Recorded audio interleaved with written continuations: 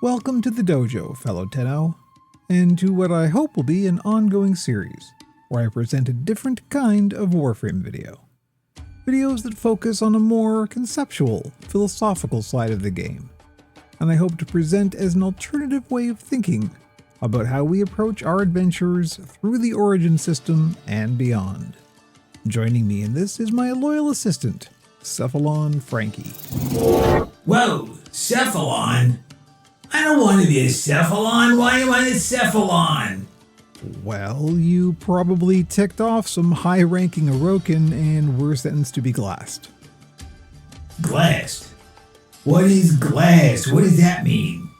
It's the torturous process by which someone is involuntarily transformed into the programmable artificial life form known as a Cephalon. If you ever want to sleep again, don't look it up. Oh, great. So what is this anyway? Usually build guides start out in the simulacrum. Oh, these aren't build guides or tutorials. There are lots of great creators out there already who have that well covered. Instead, these are just my own personal thoughts about how I approach the game, which I think is a little different from what you usually see. In presenting these thoughts, I hope to illustrate that in a game as large and flexible as Warframe, there are as many ways to play as there are players. Wait, you said Cephalons are programmable? Does that mean I gotta obey my programming? I'm afraid it does. So what are your precepts, Cephalon? Let's see. Looks like my precepts are, be sarcastic and annoy and criticize you. Specifically, you. Oh, well, that sounds like fun. I'm in. So why are you playing as Komai anyway? If you're gonna do this whole Yoda shtick, shouldn't you be like Baruch or someone?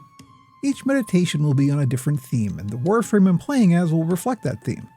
Komai is illustrative of the trajectory of my own journey in the game. Plus, she's puppet-themed. I'm staying on brand. Please do explain that in a long-winded voiceover while I queue up some B-roll footage of you playing as Komai. I'd be happy to. When Komai was released, she was not necessarily well received by the community, or at least that part of the community that hangs out on YouTube. Oh, I remember the Ko-Mid jokes. People were not impressed. Why was that? Well, there are many reasons, but I think at the heart of it is that Komai is simply slow to build her power. She requires patience, flexibility, and the willingness to adapt to an ever-changing set of requirements. This is not something that goes particularly well with chasing the meta.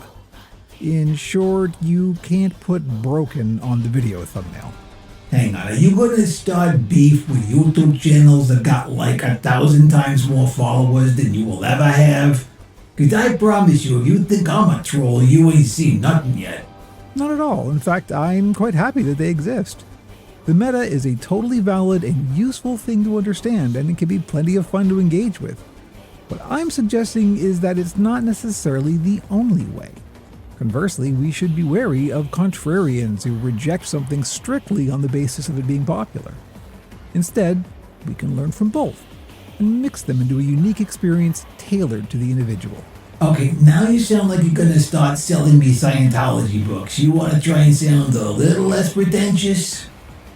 What I mean is that Warframe is a unique game, and we limit what we can get out of it by sticking only to one approach. Being flexible and experimenting is how the meta gets defined after all. It's one thing to be a link in a chain, but it's quite another to forge a new one. Okay, that's literally a quote from a Simpsons episode, so I'm gonna have to ask you to wrap this up now. You got 10 seconds for closing thoughts.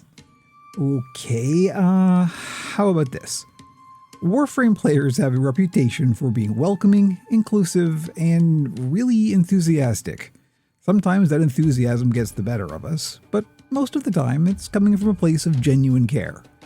I hope you'll afford me some degree of leeway as I present these thoughts. These are never set in stone, and the wise are always open to new ideas and changing their opinions. I'd like to present these as just personal thoughts, not dictations of right or wrong. Everyone finds their own way, but in the end, as they say on Fortuna, we all lift. I knew you had to get that quote in there somewhere.